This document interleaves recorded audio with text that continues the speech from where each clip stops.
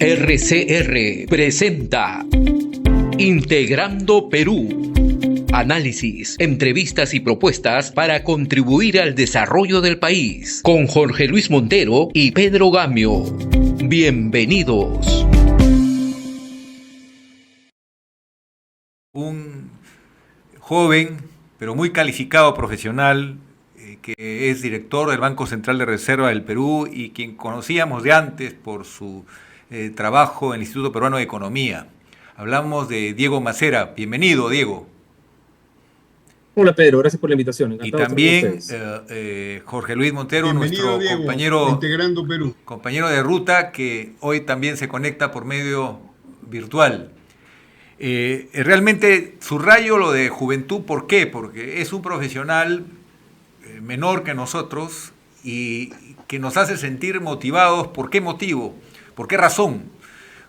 Hay una fuga de talentos increíble en el Perú, pero la globalización te hace mantener la esperanza de que muchos pueden en alguna forma mantener el vínculo con su patria y otros pueden retornar para ocupar posiciones gerenciales o de dirección para que el país se capitalice y no tener ese gran problema que es falta de cuadros, que hoy hace que la administración pública en el Perú tenga serios problemas. Y ahí viene mi pregunta inicial, estimado Diego. La economía, se dice, está ralentizada, no está creciendo ahora ni siquiera un pequeño porcentaje, estamos ya decreciendo. Y todo hace ver que esto no obedece a un momento, sino que hay problemas que se están arrastrando y que nos están pasando factura. ¿Cómo salir de este nudo gordiano? ¿Es un problema de bonos, de refinanciamientos, de reactivas que no son reactivas? Muchas gracias, Pedro, además por las generosas palabras iniciales. A ver, ahí hay que diferenciar, creo, porque claro, a veces nos quedamos con la idea, la reflexión general es, oye, la economía está contrayéndose, ¿no? Hemos producido menos en el 2023 de lo que se produjo en el 22. No, todavía no tenemos las cifras cerradas del año, pero probablemente sea menos 0.5% o algo cercano por ahí. Ahora, ese número negativo en realidad tiene mucho de componente de temas que no se deberían ojalá repetir, ¿no? Que han sido temporales, estacionales. Quizá los más importantes han sido, lógicamente, los efectos climáticos, ¿no? Que lluvias en el costa norte, ¿no? Sequías en diferentes partes, sobre todo centro y sur, heladas en Sierra Sur, y temperatura alta en el norte también, que fastidió a varios cultivos. Entonces, estos son fenómenos que ojalá, y estamos viendo de repente menores probabilidades de que venga un fenómeno del niño fuerte, de que estemos en un fenómeno del niño fuerte enero, febrero, marzo. Ojalá no se repita con la misma intensidad. Todo pareciera suponer que no va a ser de la misma dimensión este golpe de clima. Lo otro grande fueron las protestas, ¿no? Las protestas grandes de enero, febrero del año pasado, ¿no? Que también causaron un efecto importante sobre la actividad productiva, y que no solamente y el efecto pues no solamente fue en enero y febrero, ¿no? Hay un rezago largo, sobre todo en Cusco, en Puno. Entre una cosa y otra, eso te explica un buen porcentaje del negativo que vamos a tener este año. Entonces, por eso yo no quisiera sobreleer sobre el número malo, rojo, que tenemos en el 23, porque creo que no es tan representativo de lo que debería pasar en el 24 y en el 25, ¿no? Si es que estos factores no se repitiesen, ¿no? Si es que no tienes un fenómeno climático tan fuerte, fenómeno del niño, además tuviste gripe aviar en febrero. O sea, hay algunas cosas que esperamos no se repitan en la misma dimensión o con otro, no, ni siquiera con otros efectos de similar magnitud en el 24. Ahora, dicho eso, quizá la pregunta relevante es ¿cuánto hubiésemos crecido si es que, ok, mira, o sea, es que no teníamos fenómeno del niño, o no teníamos Yaku, no teníamos gripe aviar, no teníamos protestas, ¿no? ¿Cuánto hubiésemos crecido sin todo eso? ¿Ya? O sea, limpiando el efecto de estas cosas que no controlamos, o que controlamos pues muy precariamente. Probablemente nuestro crecimiento hubiera estado más cercano en el 2,5%, lo cual es una cifra, es positiva, lógicamente, pero es muy baja. Entonces, aquí la pregunta, lo importante es más que decir, yo no soy tanto del grupo que dice, oye, estamos en recesión, en una crisis. Yo creo que esa no es la lectura correcta. No creo que a veces exagera la mala noticia, ¿sabes? Después se vende más, a veces tienes una ¿no? mayor probabilidad de ganar una portada en un periódico, ¿no? Si dices, no, y se viene la recesión, no estamos en la crisis económica. Eh, yo creo que eso hay que tomarlo con mucho cuidado. No quiero decir que estamos en un buen momento tampoco. No estamos, a ver, acabamos de cerrar negativos, en un buen momento Ya, no pero estamos. Diego, la pregunta de fondo es, ¿cuánto peso tiene hoy la economía ilegal? Hace pocas horas nos informan que el fiscal que justo estaba investigando en Ecuador el asalto a un canal de televisión por parte de delincuentes y la violencia y las mafias en Ecuador han puesto en jaque a un país hermano, vecino, y todos nos miramos en el espejo y decimos qué tanto se parece a nuestro país y qué tanto estamos nosotros muy cerca de un escenario así. Y más aún cuando vemos que la economía ilegal ha crecido porque ahora se atreve a asaltar ya no al pequeño comerciante en la zona periurbana de una ciudad, sino ahora está atacando los almacenes de mineral de la gran minería. Ahora está caminando en los peligrosos secuestros.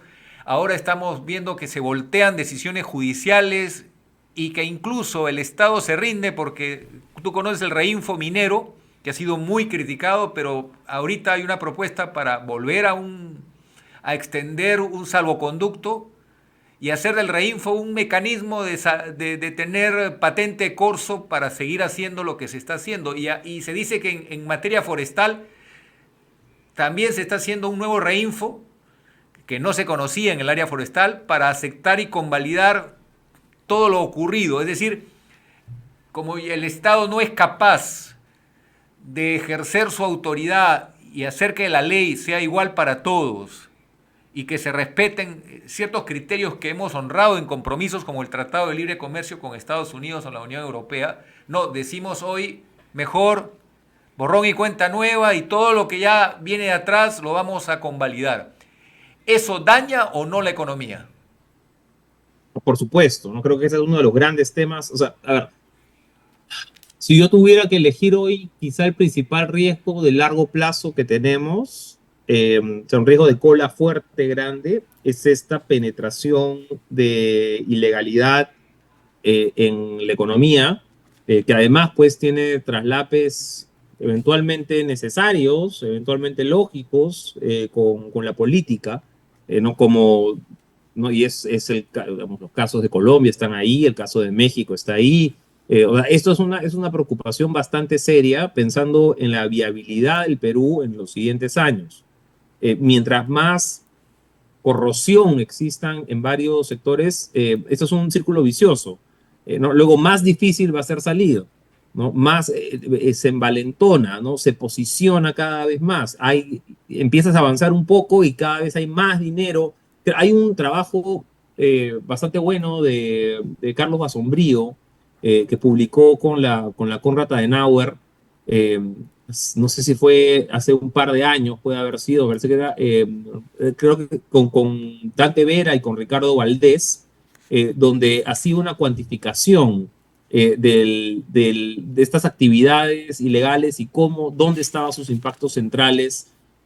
Hablaba ahí de madera tal ilegal, de contrabando, ¿no? De fronteras Perú, Bolivia, ahora con Ecuador, no trata de personas, obviamente minería ilegal, narcotráfico, no, y desde la publicación de este libro, que no debe tener un par de años, no, siempre es difícil encontrar estadística fiable, lógicamente por la naturaleza de estas actividades, pero la percepción y la data administrativa que se pueda tener apunta a que esto solamente ha empeorado.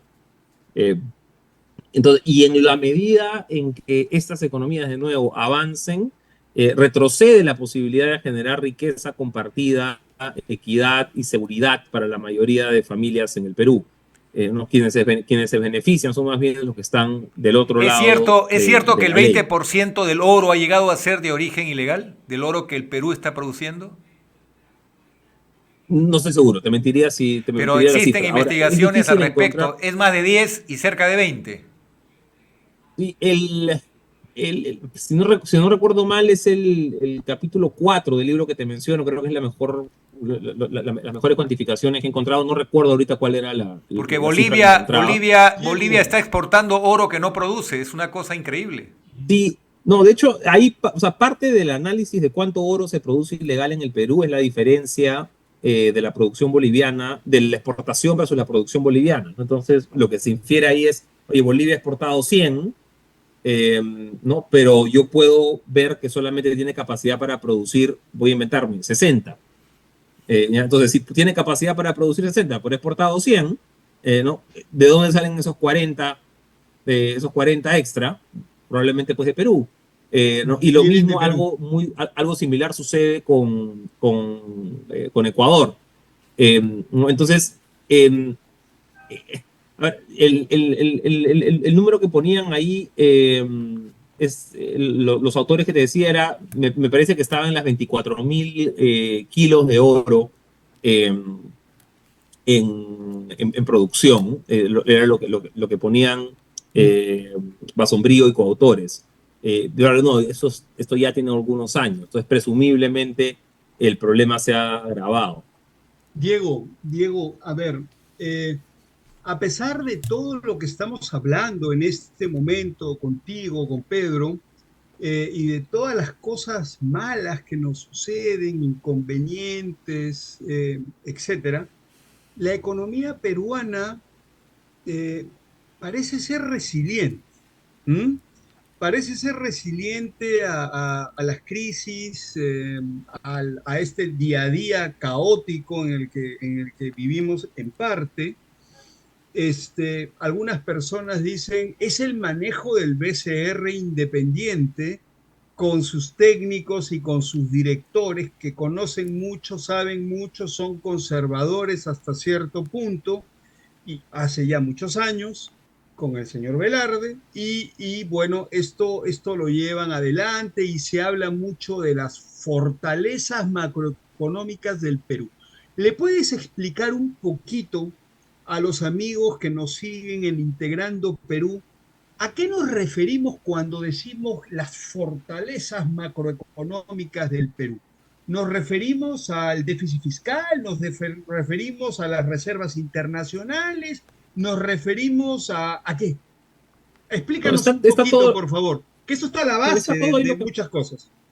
Sí, está todo ahí, o sea, todo lo que mencionas forma parte de esta fortaleza. O sea, a ver, desde el Banco Central, quizá la fundamental es el manejo de la inflación, ¿no? Y de las expectativas de inflación, ¿no? Es decir, ¿no? Que los precios a nivel nacional, en soles, no suban sostenidamente, ¿no? Más allá pues de algún efecto como el que hemos tenido el año pasado, antepasado, ¿no? Que la inflación, la idea es que pueda regresar siempre a niveles manejables y no tener nunca episodios como los que tuvimos a finales de los 80.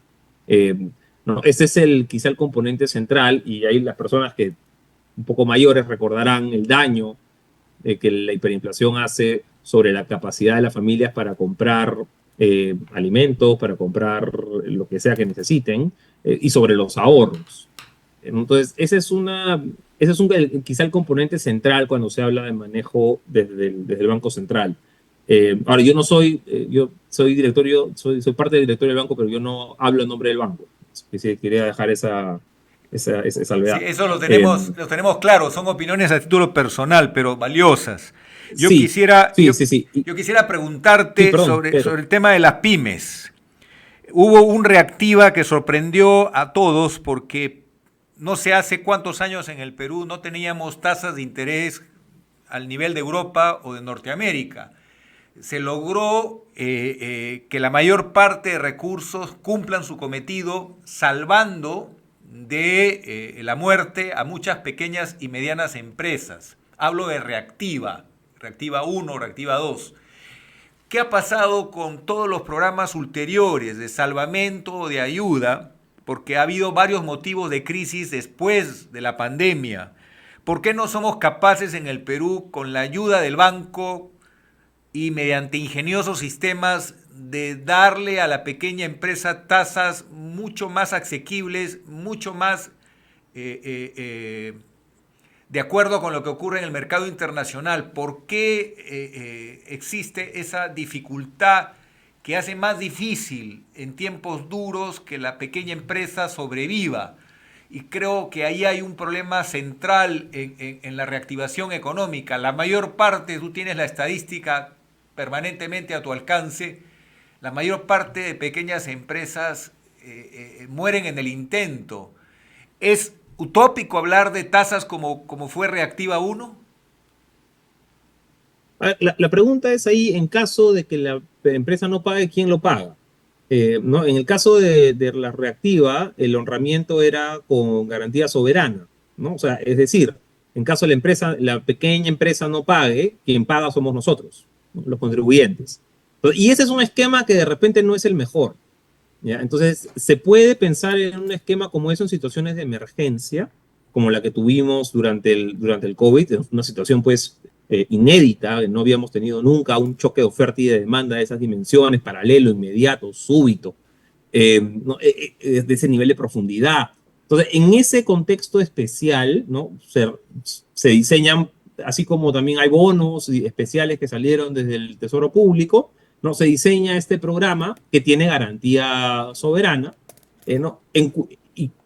En cuyo caso la microempresa o la mediana o la grande, la corporativa, lo que sea, no pague su crédito, una buena proporción, la mayor parte, lo tiene que cubrir el fisco, ¿no? Es decir, lo tenemos que cubrir todos con nuestros impuestos.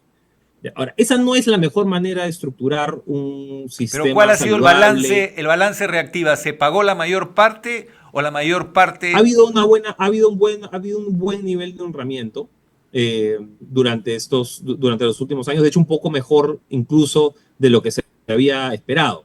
Ahora, aquí sí es importante notar que si uno habla de cómo hacemos que más empresas quieran, y personas incluso, ¿no? Que quieran entrar que puedan estar en el límite, ¿no? Y que no llegan a entrar al sistema financiero formal, algo que los ha venido excluyendo fuerte en los últimos años es el tope de tasas de interés. No sé, en el último estudio, los últimos estudios que se han publicado al respecto mencionan más de 200.000 personas, entre personas y pequeñas empresas, microempresas afectadas por este tope, ¿no? Que de nuevo a veces se toman estas decisiones con buenas intenciones, ¿no? Se dice, oye, no, pues no le puedes cobrar a la MIPE o al crédito de consumo X, Y, Z porque es mucho, ¿no? Entonces, el resultado, ponemos un tope, ¿no? Que en realidad funciona igualito que un control de precios, ¿no? Ponemos un tope, ¿y qué cosa logramos con eso?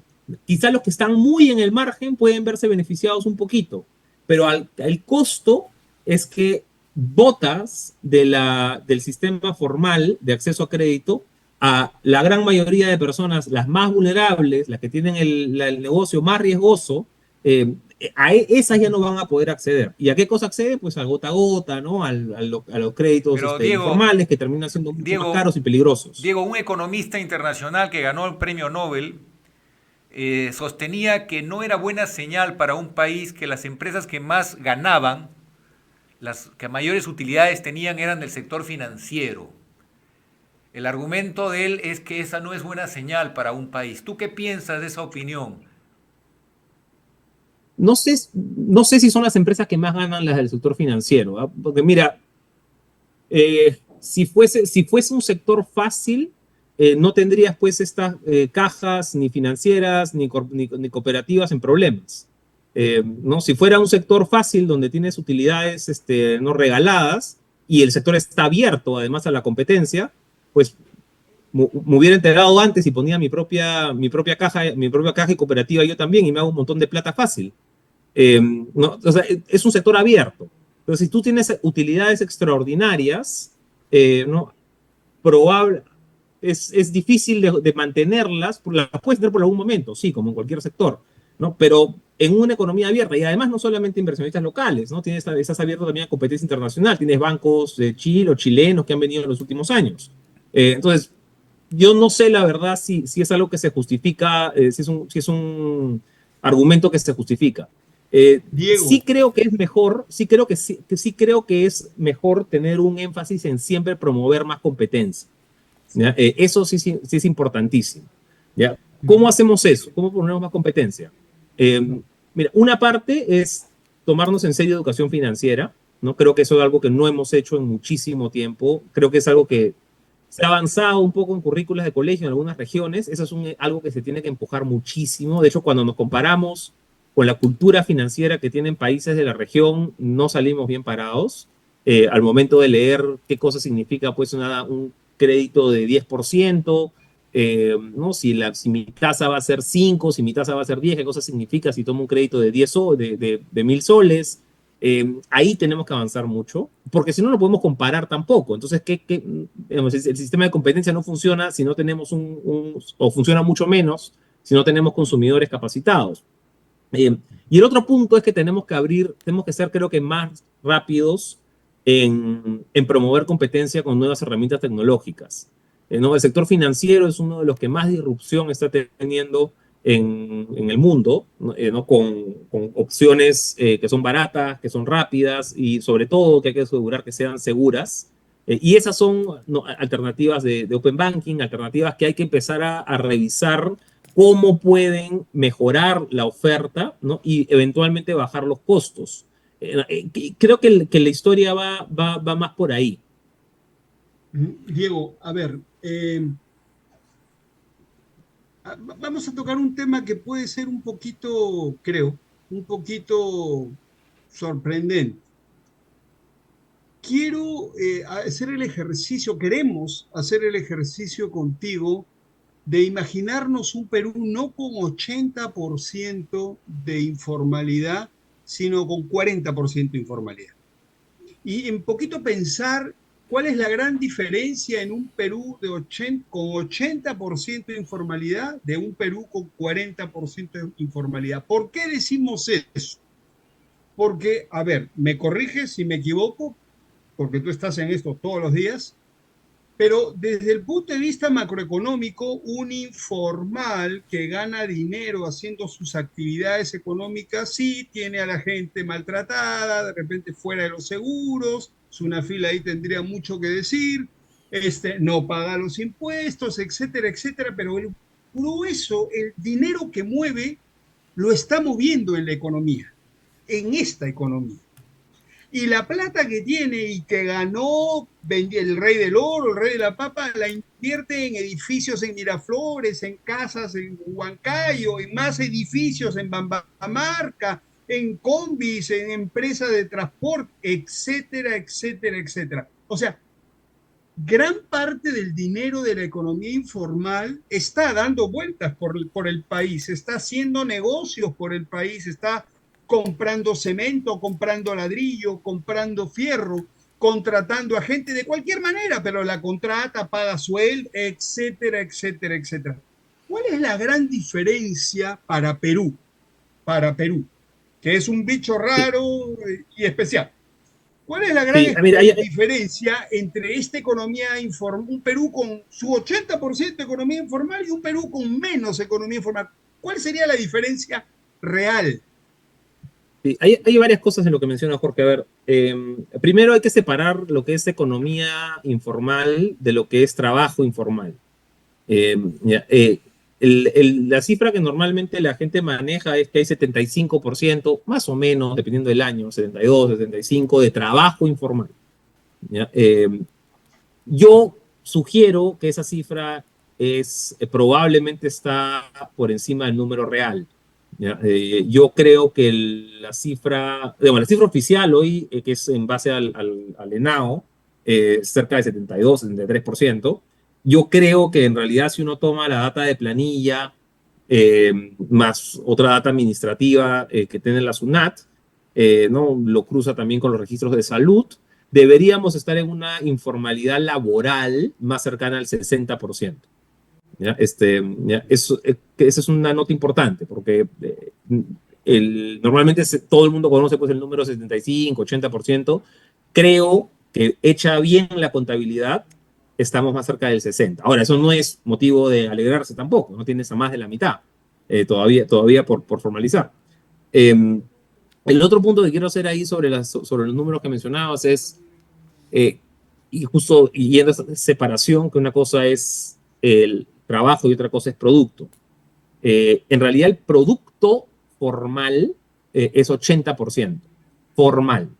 ¿Ya? Esto es encuesta satélite del INEI. El producto de la actividad informal es 20%. ¿Ya? Entonces, en esta figura, lo que tendrías es que, digamos, si los números que mencionaba antes son correctos, es que el 40% de la economía, el 40% formal, vamos a decir, el 40% de trabajadores formales, producen el 80% de la actividad del PBI. ¿Ya? Y el resto, ¿no? El otro 60% informal, ¿no? Produce el 20% restante. ¿Ya? Entonces, ¿eso a qué nos debería llamar inmediatamente? Es otra cosa, discúlpame. Nos debería llamar a la productividad. Uh-huh. Nos debería llamar a la reflexión a la productividad, ¿no? O sea, un trabajador formal en promedio tiene una producción mucho más alta que un trabajador informal en promedio. ¿Ya? Entonces, para mí, honestamente, el punto de fondo no está tanto en si eres formal o informal. ¿Ya? O sea, ya, no digo que no importe, ¿ya? No, pero punto. no tiene que ser, no es el objetivo último. ¿Ya? El objetivo último es la productividad. ¿Ya? Nosotros queremos que los trabajadores, las empresas y sobre todo los trabajadores sean más productivos. ¿Ya? ¿Por qué? Porque más productivos eventualmente lleva, si eres más productivo, disciplinado, trabajador, innovador, ¿no? Eventualmente te lleva a mejores salarios. ¿Ya? Mejores salarios, línea de carrera, ¿no? Y eso lo puede, ese es el santo grial, ¿ya? O sea, eso es lo que queremos lograr. Entonces, el camino para hacer eso en algunas empresas, la mayoría es, oye, ¿cómo me inserto en la actividad formal? ¿No? Ahora, y acá hay que entender la formalidad además no como un tema dicotómico, o sea, no es que soy informal o informal, ¿no? Totalmente. O sea, hay extremos, ¿no? Tiene pues la gran corporación, Limeña, qué sé yo, que tiene hasta el tercer nivel de proveedores formales registrados, ¿no? Y por el otro lado, pues puedes tener a una persona que está fuera de los circuitos, quizá alejada, en como una comunidad rural, ¿no? Donde efectivamente está alejada de los circuitos formales regulares. Ya, esos son los dos extremos. ¿Ya? Pero la gran mayoría del Perú está en algún lugar en el medio. ¿Ya? O sea, la gran mayoría del Perú tiene alguna zona gris de formalidad e informalidad. Eso me obliga a hacerte una repregunta a raíz de lo que te ha preguntado Sí. Jorge. No estaríamos hablando, por ejemplo, de la gente que ha crecido con menos alimentación, el problema de la anemia y la desnutrición. Entonces tú no le puedes exigir productividad a una persona que está condenada de por vida a no poder resolver una ecuación mínima de matemáticas o interpretar un cuento de Vallejo. Es decir, ¿qué tanto daño nos hace a la economía tener un alto porcentaje de niños a punto de nacer o recién nacidos que no tienen los kilos mínimos necesarios para una vida digna, una vida de desarrollo de sus neuronas? Ese tema en relación a la economía, ¿qué tan grave es en el Perú hoy? Ese es un tema que en realidad nos debería preocupar mucho más de lo que nos preocupa actualmente. No tenemos cifras de anemia que además no terminan de caer, de nutrición infantil, anemia sobre el 40% a nivel nacional, en algunas regiones por encima del 50%, ¿no? para niños menores de 36 meses. Eso es un problema sumamente grave. Y yo me sentiría un poco corto de decir, oye, este es un problema para la economía en general. Por supuesto que lo es. Por supuesto que es un problema para la economía en general, un tema de productividad, de largo plazo, por supuesto. Pero no, el tema central es un tema humano. Ya eso no es, hay una arista económica, lógicamente que la hay. Pero así como cuando hablamos de la educación, de la salud, no, estos son derechos básicos. ¿Ya? Hay un tema de capital humano detrás, pero en mi visión es una segunda derivada. ¿Ya? La primera derivada y lo más importante es que estamos hablando de la vida y derechos primarios de una persona indefensa. Y ahí sí es donde deberíamos estar poniéndole, creo que esa es la narrativa que tenemos que usar para este tipo de problemas, ¿no? O sea, casi que individualizarlo, ¿no? Y entender que esto es un problema de derechos. Y si tú no le estás dando la posibilidad a la persona, ¿no? de desarrollarse con todos sus niveles de competencias, con un sistema inmunológico fortalecido, ¿no? Hay un tema de derechos. Diego, Sí, estás rompiendo esquemas, ¿ah? Nos acabas de informar a todos los peruanos que ven integrando Perú que el 80% del PBI renta. Y eso es muy importante, eso es una información que la gente no sabe. Todo el mundo habla de 80% de informalidad, esto es un desastre, se cae. Y no era así, no era así. Son esos no, 80 fantasmas es que nos... formal, 80 formal. Pero por eso te digo, el Sí. 80% del PBI renta. Pero claro, nos han vendido un cuentito algunas personas, ¿no es cierto?, que tienen intereses de que esto es un desastre, que el 80% del Perú está tirado en la calle, muriéndose de hambre. Y no es verdad. Hay un 60% de trabajadores informales con una bajísima productividad que deben ser rescatados e incluidos en el sistema. Perfecto. Y ahí viene el segundo punto que has mencionado, de lo más importante. No es tanto un problema económico, por supuesto que lo es, pero no lo es tanto. Primero, es un problema humano que tiene que ver con un hecho que no debe darse, que no puede ser el derecho primario al trabajo, a la salud y a la vida. Y ese es un deber del Estado. ¿Eso es lo que nos estás diciendo, Diego? Sí, o sea, sobre todo en lo que respecta a salud y educación, ¿ya? Hay un deber del Estado de garantizar una provisión mínima adecuada para todos los ciudadanos, ¿ya? Por supuesto. Independientemente de su condición. O sea, ahora, de ahí podemos entrar a cuál es la mejor manera de garantizar esa provisión. No, no, o sea, el hecho de que el Estado tenga que garantizar la provisión no significa que lo tiene que proveer él directamente, ¿no? Puedes tener oferta privada, puedes tener oferta pública, puedes tener subsidio, puedes tener incentivos de todo tipo, pero tú como Estado tienes que garantizar un sistema de incentivos, un sistema como quieras diseñarlo, ¿ya? Para que toda la población, independientemente de su condición, ¿no? pueda tener esta garantía de acceso adecuado a salud y educación. Y eso incluye, lógicamente, una alimentación adecuada durante los primeros años de vida. Quizá, sobre todo, debería incluir un acceso a alimentación adecuada. Ahora, ahí también, el problema con el que se enfrenta ahí también a veces el Estado es que esto no es una actividad que depende exclusivamente de lo que se puede hacer desde el ministerio o del gobierno regional, ¿no? Aquí se necesariamente tienes que tener una participación también de las familias.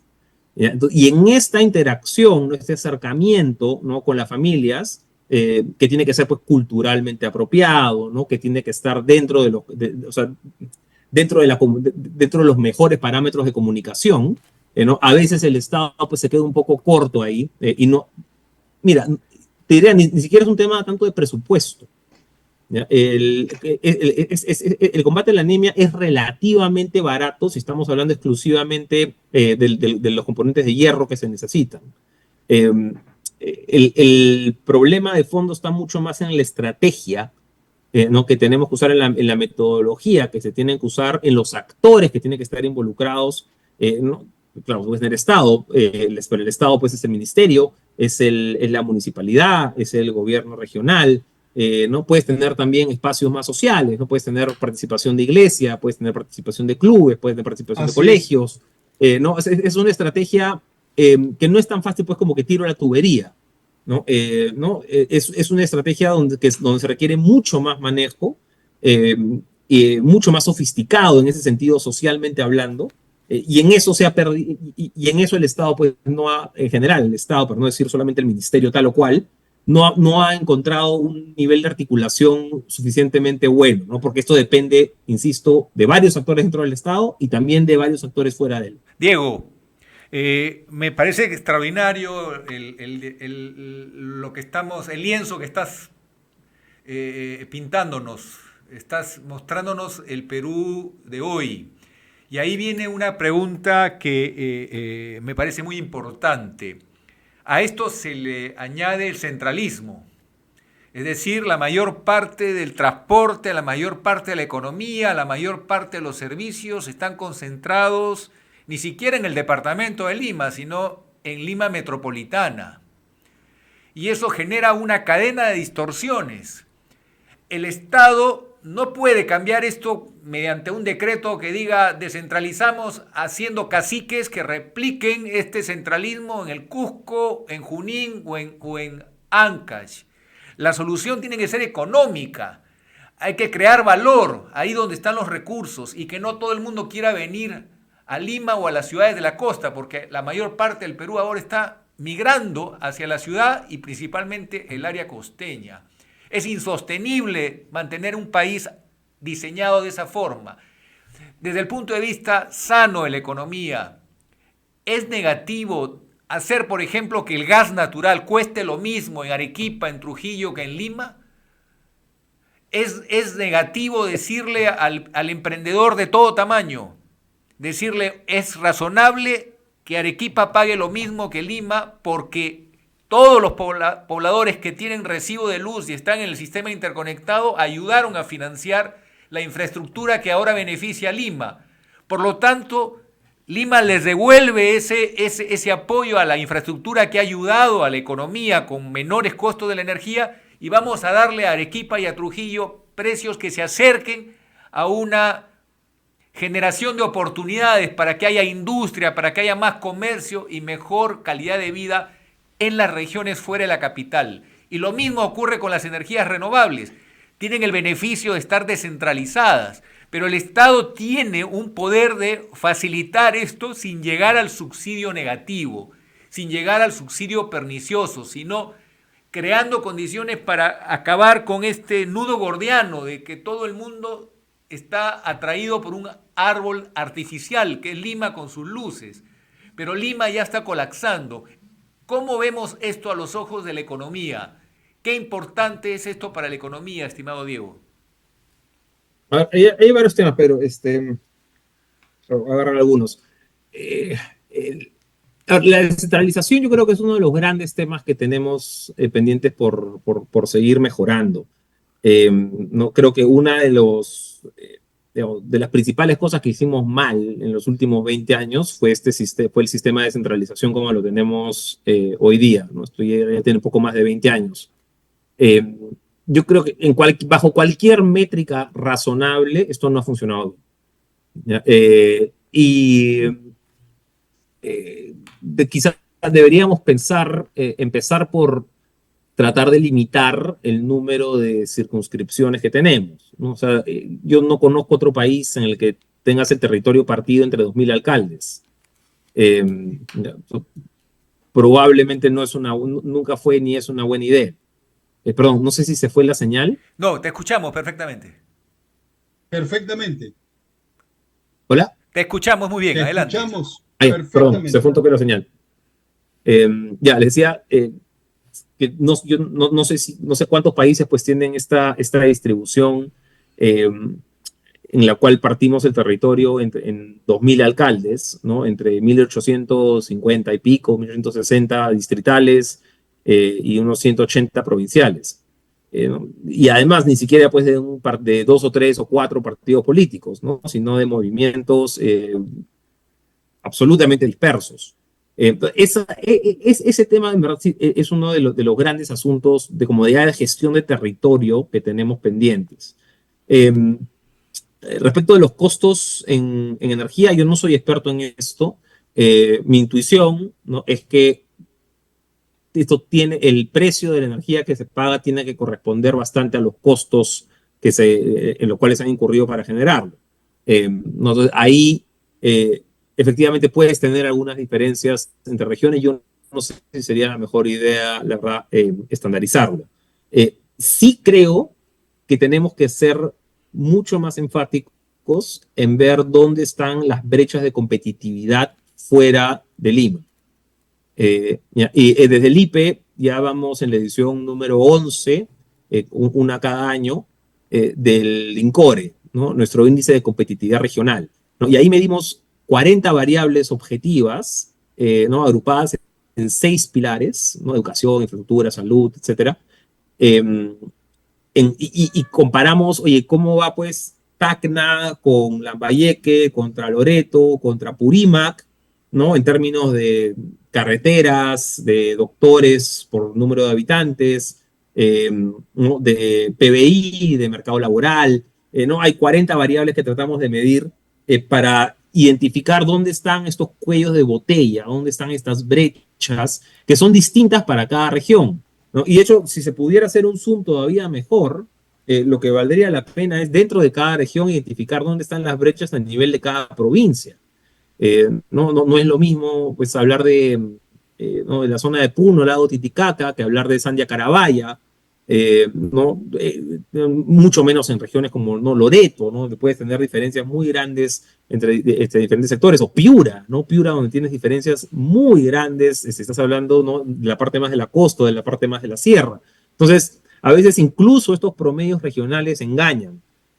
Lo que necesitamos es yo creo que un bisturí, ¿ya?, mucho más preciso, ¿ya?, de qué tipo de intervenciones tenemos que hacer en qué zona del territorio, pero para eso necesitamos primero ordenar el territorio mejor, porque lo que tenemos hoy en muchos casos, y tú lo has dicho también, ahí son suerte pues de cacicazgos, ¿no?, donde se hace lo que yo quiero y no se hace lo que yo no quiero, ¿no? O sea, como si la autoridad electa pues fuera el rey local, y así es muy difícil coordinar intervenciones.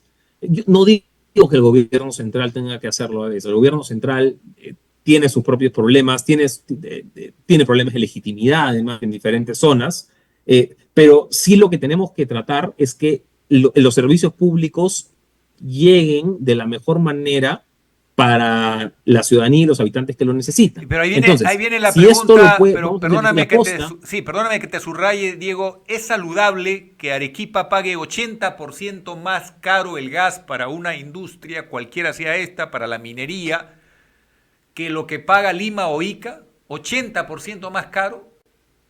Cuando el problema es porque no tienen la infraestructura, porque no tienen un ducto que les permita pagar lo mismo, y como no hay un mercado de gas en el sur, ¿cómo corriges esa deficiencia que hace que todo el mundo tenga que invertir en Lima o Ica, pero diga, es muy caro invertir más allá porque la infraestructura barata está, la energía barata está en Lima y está en Ica? ¿Ese no es un efecto perverso que estamos aceptando como normal? Yo presumiría, no, yo no soy experto en este tema, ¿ya? Pero yo presumiría que funciona de un modo similar en cualquier urbe grande en el mundo, en donde los costos más baratos de la interconexión en términos de infraestructura hacen que sea más competitivo en la provisión de ese servicio. No sé si es diferente en otros, si se puede arreglar de otro modo. No, yo no soy experto en este caso, eso es lo que intuitivamente me parece que eso es lo correcto. Lo que necesitas es generar las condiciones, si no va a ser a través del precio del gas, porque tienes la tubería lo que has dicho tú, de repente la tubería es muy costosa, lo que tienes que tratar de desarrollar, no necesariamente industria. Mira, a veces hay una obsesión por tratar de desarrollar industria, ¿ya? ¿Y cómo hacemos que la industria ¿no? Tenemos esta idea pues de que la mayor productividad es necesariamente la fábrica grandaza, ¿no? Con el horno y la siderúrgica. ¿Ya? Y eso es un concepto bastante desfasado, en realidad. O sea, eso podía ser perfectamente cierto en los 60s, en los 70s. No, hoy creo que esto ya evolucionó bastante, ¿no? Y los principales generadores de valor agregado no están tanto en la sección de industrias. La economía global ha migrado mucho a la sección de servicios. ¿Ya? Y eso hace, ¿no? Hoy, mira, hoy el PBI del Perú es la mitad de servicios. ¿Ya? El 50%, el 50% del Producto Bruto Nacional es servicios. Ya tienes ahí un 8% 8 o 9% de minería, pesca es muchísimo más chiquito, pero el punto es la mitad de servicios. ¿Ya? Y si ves países desarrollados es más todavía. ¿Ya? Y si ves las empresas que más valen y por dónde están sacando el mayor valor, es servicios. ¿Ya? Entonces, yo comparto que pueden haber temas de costos de energía que son difíciles a nivel de varias regiones, pero yo no estoy tan seguro que el camino al desarrollo y al crecimiento sea necesariamente, oye, cómo hacemos más industria? Si se puede hacer industria de forma competitiva, pues en buena hora, excelente. ¿Ya? Genera buenos trabajos, generalmente tiene buenas remuneraciones, tiene buenos encadenamientos, me parecería excelente. Pero si no se puede por algún motivo estructural, eh, hay otras maneras de generar riqueza, y no tienes que ser una gran empresa. Hay otras maneras de generar riqueza también como empresa pequeña, pequeña y mediana, sobre todo en una economía abierta, interconectada al mundo como el Perú. Diego, de nuevo estamos rompiendo esquemas en la conversación contigo. Nunca había escuchado a un economista y me parece, y estoy de acuerdo con lo que estás diciendo, que bueno, eso de morirse por las industrias, bueno, sí, es interesante porque eslabonan, articulan, pero la economía peruana es 50% servicios y la economía de la mayoría de los países desarrollados probablemente sean más del 50%. Eso es interesante porque nos hace pensar en el turismo, nos hace pensar en el sistema financiero, nos hace pensar en transporte, Tecnología. nos hace pensar en tecnología, o sea, te cambia el chip totalmente. A propósito de eso, y poniéndonos un poquito keynesianos con el perdón de Keynes, porque de repente él estaría muy en desacuerdo, seguro que sí. ¿Qué está pasando con este bendita refinería de Talar? Que ya tenemos 6.000 millones de dólares fondeados, nunca hay cuando arranque, si piden, siguen pidiendo rescate. Todos entendemos que un país como el Perú, país que se respete, debe tener pues, sus industrias básicas, sus industrias estratégicas, pues funcionando. Pero esta es una refinería que tiene un tubo vacío porque el petróleo de la selva no está llegando y si pasa por un tubo que está perforado por todas partes y sigue costándonos una fortuna. Eh, y el Banco Central está un poquito ahí involucrado en la discusión porque al final del día todos voltean al Banco Central para el rescate, etcétera, etcétera, etcétera. ¿Cómo ves esto? Eh, ¿Cómo sientes el tema de este tipo de inversiones así que parecen pues perdedoras y que no nos llevan a ningún lugar? ¿Cómo lo ves tú? Sí, pero no, ahí el Banco Central no se mete en temas de rescate. Eso es el tema del Ministerio de Economía y Finanzas. ¿No? A quien se le ha pedido estas ayudas financieras extraordinarias. Eh, a ver, yo creo que ya para todos es obvio que la decisión inicial de hacer la refinería de Talara fue un error. Digamos, si no era obvio hace 2 años o 3 años que debía haberlo sido, ya hoy pues es clarísimo. ¿Ya? O sea, digamos, algunos todavía lo negaban hasta hace poco tiempo y creo que ya es innegable. Eh, la, el problema que ha habido varios problemas, no sé la verdad que no sé ni por dónde empezar aquí. Eh, el tema de fondo ya es que hemos hecho una inversión productiva, ¿no? Empresarial, de naturaleza empresarial, eh, con un gobierno corporativo dentro de esta empresa pública muy deficiente. ¿Ya? Entonces, si tenemos eh, no, con carencia de capacidades gerenciales, de liderazgo, de orden, ¿no? De la disciplina que te impone un gobierno corporativo privado, encaminarse en un proyecto de 5.5 mil millones de dólares es una absoluta locura.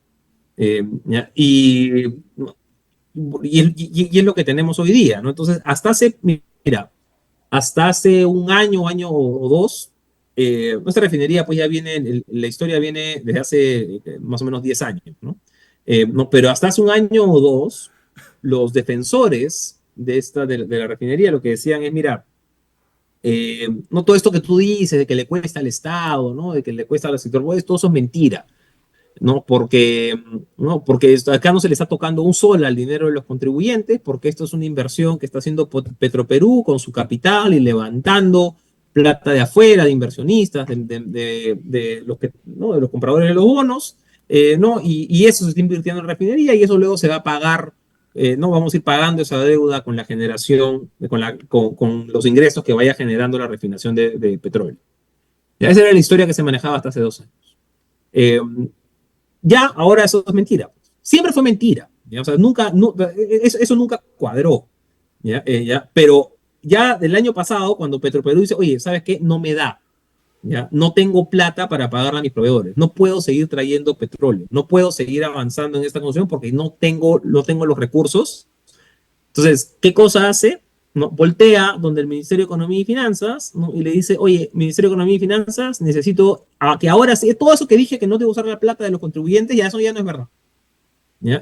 Ahora sí necesito la plata de los contribuyentes, necesito la plata que se iba a usar, que se podría usar para el hospital, para la profesora, para el policía. Ya, esa plata la necesito para terminar mi refinería, que me ha costado, según estimaciones de Guayo Paredes, el expresidente ahí, unos 1.500 millones de dólares más de lo que debería haber costado. ¿Ya? Pero ya, necesito cubrir ese hueco, porque si no, ya no puedo operar. El Ministerio de Economía y Finanzas le cede una buena porción el año pasado, o antepasado ya, y ahora vuelve a pedir. ¿No? Estamos hablando entre garantías y créditos y condonaciones y temas con la SUNAT, unos 2.500 millones de dólares más. ¿Ya? Entonces, y son montos, claro, a veces cuando son cifras tan grandes uno pierde la proporción, ¿no? ¿Ya? Pero claro, aquí son cifras pues exorbitantes. ¿Ya? O sea, estás hablando de un punto entero del Producto Bruto Interno, o sea, estás hablando de todos los programas sociales juntos, son cifras enormes. ¿Ya?